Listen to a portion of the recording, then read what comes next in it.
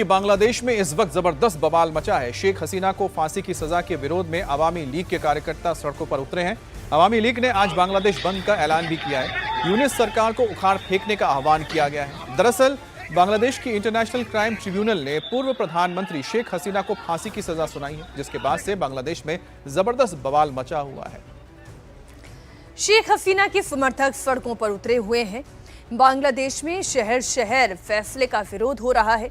अवामी league के कार्यकर्ताओं ने बसों और सरकारी इमारतों को आग लगा दी। प्रदर्शनकारियों पर लाठीचार्ज भी किया गया। आंसू गैस के गोले भी दागे गए। शेख हसीना की पार्टी अवामी लीग ने आज बांग्लादेश बंद का ऐलान किया और बंद को देखते हुए बांग्लादेश में हाई अलर्ट है। यूनिस सरकार ने उपद्रवियों को देखने के साथ ही गोली मारने का आदेश भी दिया है, जिसके बाद पुलिस की ओर से कड़ी कार्रवाई की गई है। कल ढाका की तस्वीर देख रहे हैं, धान मंडी इलाके की तस्वीर है, जहां पर दोनों गुट आमने सामने आ गए थे और बताया जा रहा है इसमें एक बीएनपी और साथ ही यूनिस समर्थक जो छात्र गुट थे उनके नेता थे और दूसरी तरफ अवामी लीग के छात्र गुट के लोग थे। ये तस्वीर बांग्लादेश की राजधानी ढाका की है, जहां शेख हसीना के समर्थक सड़क पर उतरे। शेख हसीना के समर्थकों ने सरकारी बसेस में आग लगा दी, सरकारी बिल्डिंग्स को आग के हवाले कर दिया। अवामी लीग के कार्यकर्ताओं ने जबरदस्त बवाल काटा।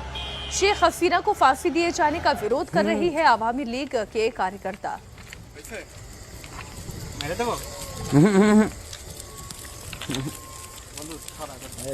तो ये तस्वीर देख रहे, रेलवे ट्रैक पर भी आवाजाही रोकने के लिए आग लगाई गई है। शेख हसीना के समर्थक और अवामी लीग के कार्यकर्ता सड़कों पर उतरे हैं। वह अपने लीडर के लिए और उन्हें जो फांसी की सजा दी गई है उसके खिलाफ यूनिस सरकार का जमकर विरोध भी कर रहे हैं।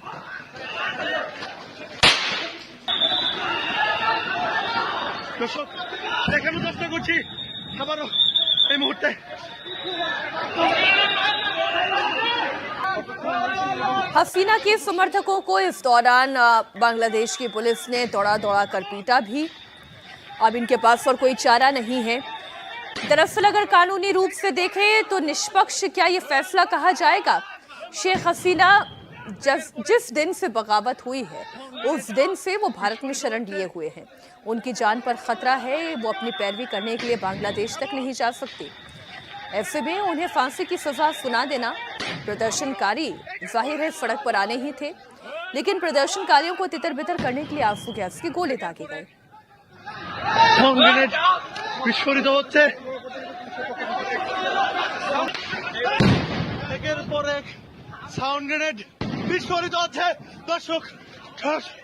तो यहाँ पर आप देख रहे हैं, जिन्होंने ये वीडियो बनाया है वो बता रहे हैं कि किस तरह से एक के बाद एक ग्रेनेड से फायर किया जा रहा है, यहाँ पर तितर बितर किया जा रहा है। और जो आप यहाँ पर भीड़ देख रहे हैं, जो पुलिस के साथ भीड़ जा रही है वो यूनिस सरकार समर्थक है और साथ ही छात्र शिविर के ये कार्यकर्ता हैं जो जमात के साथ जुड़े हुए हैं। जो जमात है, बीएनपी है, ये शेख हसीना के खिलाफ विरोधी दल से आते हैं। तो जो पुलिस के साथ आपको यहाँ छात्र नजर आ रहे हैं वो समर्थक है यूनिस सरकार के, और जिनके ऊपर ये फायर किया जा रहा है वो अवामी लीग के छात्र संगठन के बताए जा रहे समर्थक हैं, जिसमें स्टूडेंट सबसे ज्यादा कल सड़कों पर उतरे थे। बांग्लादेश की यूनिस सरकार ने शूट एट साइट का आदेश दिया है। जहां भी प्रदर्शनकारी दिखाई दे उन्हें गोली मारने का आदेश दिया गया है।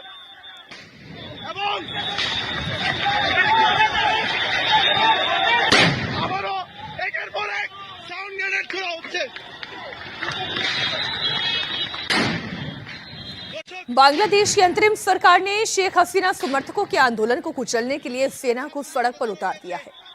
हसीना के समर्थकों पर फायरिंग भी की जा रही है। और इन तस्वीरों में देखिए कि एक और वीडियो जिसमें आप देख पाएंगे जहां पुलिस और उसके साथ जो तमाम लोग मौजूद है कह रहे हैं कि किसी को भी ना बख्शा जाए। जो भी सड़क पर दिख रहा है उसको पकड़ा जाए, उस पर लाठियां चलाई जाए। अब सोचिए कि 5 अगस्त 2024 को जो सड़कों पर दिखा था, जिस तरह से उस दौरान जो आंदोलनकारी उनके ऊपर बल प्रयोग किया गया था, उसी तरह की तस्वीर इस बार भी सामने आ रही है। सिर्फ यहाँ पर सत्ता का परिवर्तन हो गया। उस वक्त सत्ता में शेख हसीना थी और इस वक्त मोहम्मद यूनिस है। तो ऐसे में हाल वही है जो इससे पहले था। जो विरोध करना चाहते हैं उनके लिए यहाँ पर कोई जगह नहीं। विरोध को कुचलने के लिए यूनिस सरकार वही काम कर रही है जो शेख हसीना के ऊपर आरोप लगाए, जिसके लिए उन्हें फांसी की सजा दी गई है। दरअसल बांग्लादेश में यह बवाल शेख हसीना को फांसी की सजा सुनाए जाने के विरोध में हो रहा है। शेख हसीना की पार्टी अवामी लीग ने आज बांग्लादेश बंद का ऐलान किया था। आवामी लीग ने अपने समर्थकों से हड़ताल की अपील भी की। आवामी लीग का कहना है कि देश को पूरी तरह से कट्टरपंथ की ओर धकेला जा रहा है और यूनुस मात्र एक कठपुतली है। आतंकियों के समर्थन से कट्टरपंथियों का देश पर बहुत ज्यादा प्रभाव है और ये बढ़ता चला जा रहा है। आवामी लीग का कहना है कि जब तक यूनुस सरकार को सत्ता से बाहर नहीं कर देते हैं तब तक ये आंदोलन जारी रहेगा। हसीना की पार्टी का कहना है कि जनता ने कोर्ट के फैसले को नकार दिया।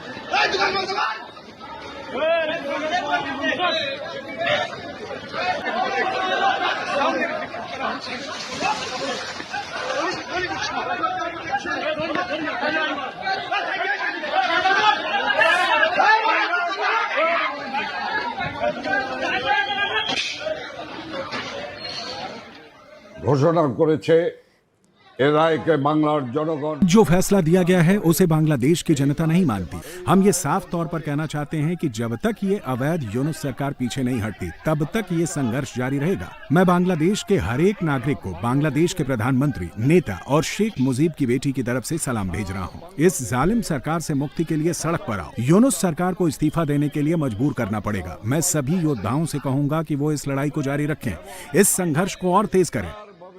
जल्द ही इस अवैध आतंकी यूनुस सरकार को हम इस्तीफा देने पर मजबूर कर देंगे। यूनुस सरकार जब तक स्टेप डाउन नहीं करती तब तक ये लड़ाई जारी रहेगी। স্টেপ ডাউন না হবে ততক্ষণ পর্যন্ত। आवामी लीग की अपील पर शेख हसीना के समर्थन में ढाका की सड़कों पर बड़ी संख्या में लोग हैं। वो हाथों में मशाल जुलूस लिए हुए हैं, वो प्रोटेस्ट कर रहे हैं। शेख हसीना के समर्थक फांसी की सजा का विरोध कर रहे हैं।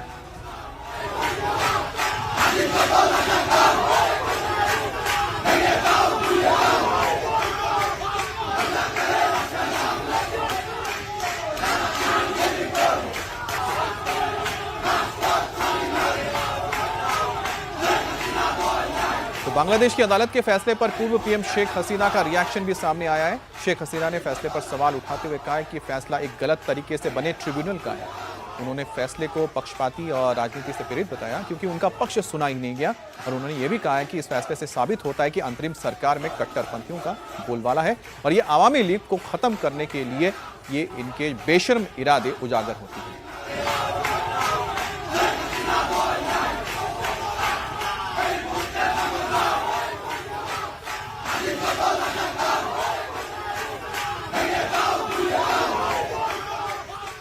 शेख हसीना को फांसी की सजा सुनाए जाने पर बांग्लादेश दरअसल दो हिस्सों में बंट चुका है और दो तरीके की मानसिकता में भी बंट चुका है। हसीना समर्थक जहां फैसले के विरोध में सड़क पर हैं, आज बांग्लादेश बंद बुलाया गया है, तो वहीं यूनुस समर्थक जश्न मना रहे हैं। यूनुस समर्थकों ने कोर्ट के फैसले का स्वागत किया और इतना ही नहीं, जैसे ही हसीना को फांसी की सजा सुनाई गई वैसे ही यूनुस समर्थक और कट्टरपंथी बुलडोजर लेकर सड़क पर आ गए। शेख मुजीब का जो घर है उसे भी तोड़ने की कोशिश की गई। हालांकि बाद में सुरक्षा बलों ने यूनुस समर्थकों और कट्टरपंथियों को शेख मुजीब के घर तक पहुंचने से रोक दिया और वहां से भगा दिया। मुजीब के घर की सुरक्षा और बढ़ा दी गई।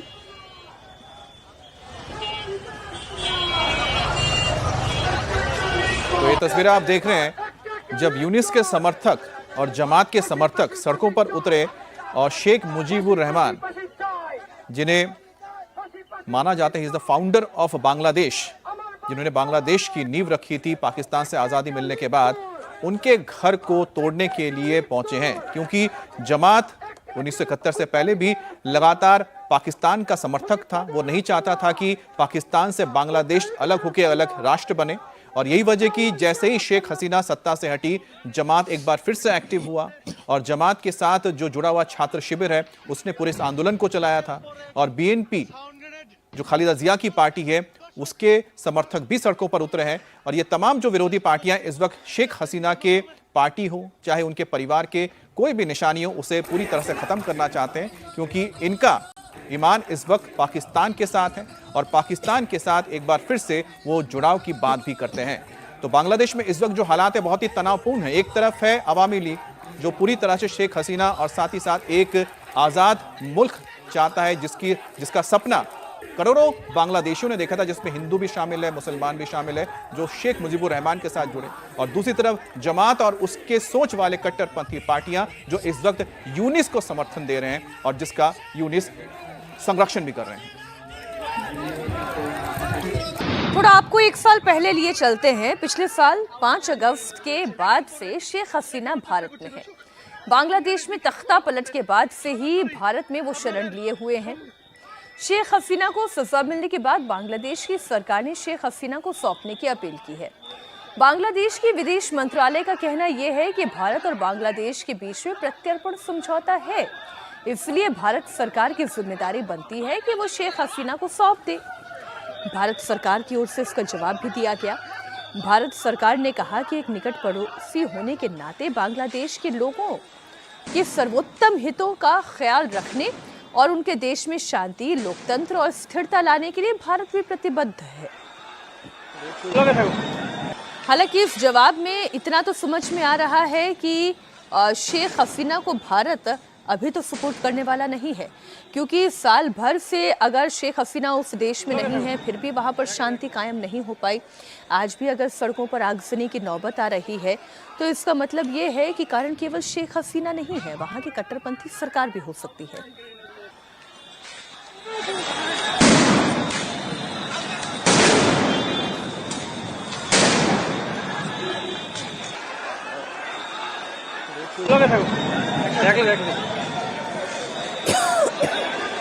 तो आप ढाका की तस्वीर देख रहे हैं, राजधानी ढाका, जहां कल काफी हंगामा देखने को मिला, खास तौर पे धान मंडी इलाके में, जैसा हम बता रहे हैं। और तस्वीरों में आप देख रहे हैं कि यहाँ पर दोनों तरफ से लोग आपस में भिड़े थे। एक तरफ यहाँ पर वो लोग थे जो यूनिस के समर्थक हैं, जमात के समर्थक हैं, शिविर के समर्थक हैं। दूसरी तरफ आवामी लीग के छात्र संगठन के बताया जा रहे कार्यकर्ता थे जो सड़कों पर उतरे थे और आपस में इनके झड़प हुई।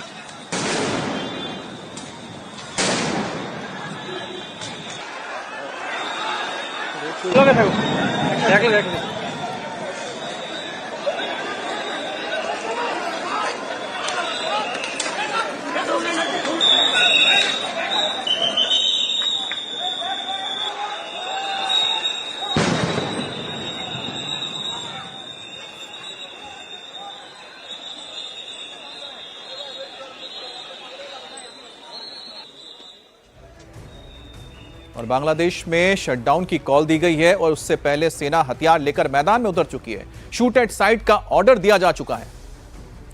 बांग्लादेश के अंदर अगले 24 घंटे में कुछ भी हो सकता है। बांग्लादेश के हालात क्या हैं आपके सामने हम रखते हैं, आप खुद अंदाजा लगाएं कि आगे क्या होने जा रहा है। बांग्लादेश में भी बम चलने लगा है।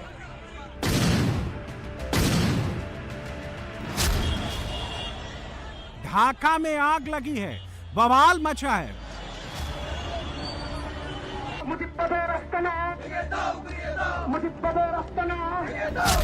बुलडोजर निकल चुका है, नारे लगने लगे हैं।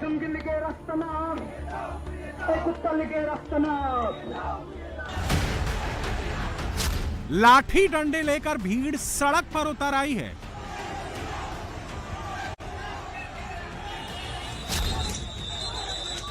कट्टरपंथी और पुलिस के बीच जंग छिड़ चुकी है।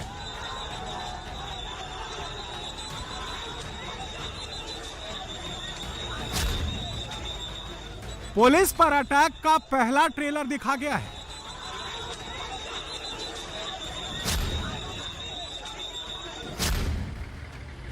सेना को शूट एट साइट का ऑर्डर मिल चुका है।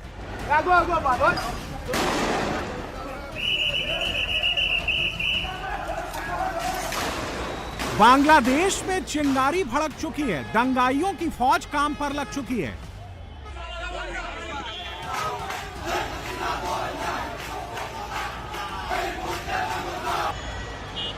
अगले 24 घंटे के अंदर कुछ भी हो सकता है, बहुत बड़ा बवाल हो सकता है और उसका ट्रेलर अभी से दिखने लगा है।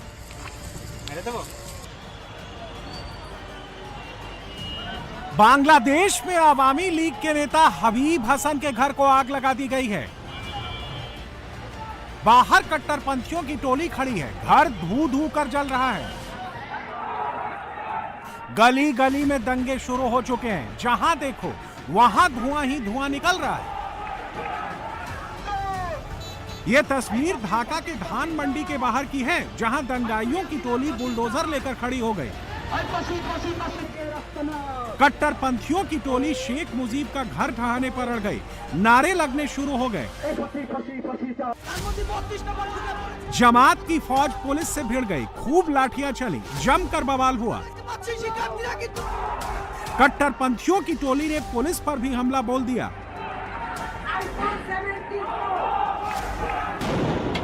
बात बहुत आगे निकल गई है। ढाका की सड़कों पर सरेआम बमबारी शुरू हो चुकी है।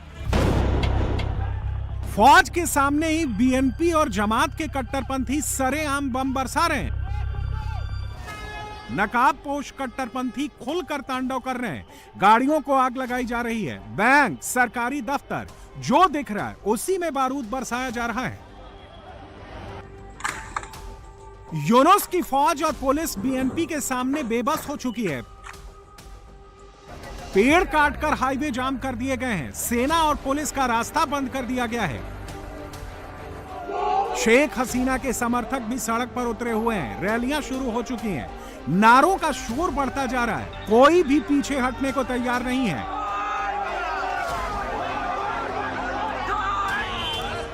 शेख हसीना के समर्थक इस बार आर पार की लड़ाई का मूड बना चुके हैं और ट्रेलर दिखाकर बता चुके हैं कि 2024 का एपिसोड फिर से रिपीट होने वाला है।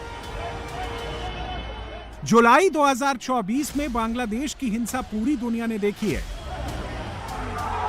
जमाते इस्लामी, शिबिर, बीएनपी ने ढाका की सड़कों पर जमकर तांडव मचाया था। 15 दिन तक चले आंदोलन में 1400 लोगों की मौत हुई। शेख हसीना को देश छोड़कर भागना पड़ा और यही जिन्न अभी तक बांग्लादेश का पीछा नहीं छोड़ रहा है। बांग्लादेश में लेटेस्ट बवाल के पीछे 3 कैरेक्टर हैं। अंतरिम सरकार के मुखिया मोहम्मद यूनुस, देश छोड़कर जा चुकी पूर्व प्रधानमंत्री शेख हसीना और जमाते इस्लामी का अमीर Shafiqur Rahman. We have decided to inflict her with only one sentence, that is sentence of death. Bangladesh की international crime tribunals Sheikh Hasina को फांसी की सजा सुना चुकी है। पूर्व गृह मंत्री असदुज्जमान कमाल को सजाए मौत का फरमान सुनाया जा चुका है। ढाका के इंटरनेशनल क्राइम ट्रिब्यूनल्स ने हत्या के लिए उकसाने, हत्या का ऑर्डर देने और दंगा रोकने में नाकाम साबित होने का दोषी माना है। It is hereby ordered that accused Sheikh Hasina be found guilty on 3 counts under charge 1. Count number 1 incitement, count number 2 order to kill, count number 3 inaction to prevent the atrocities and failing to take punitive actions against the perpetrators. Yunus ने शेख हसीना को फंसाने के लिए बहुत बड़ा चक्रव्यूह रचा है। हसीना की ढाका में वापसी का कोई ऑप्शन बाकी नहीं रखा है और यही बवाल की सबसे बड़ी वजह है।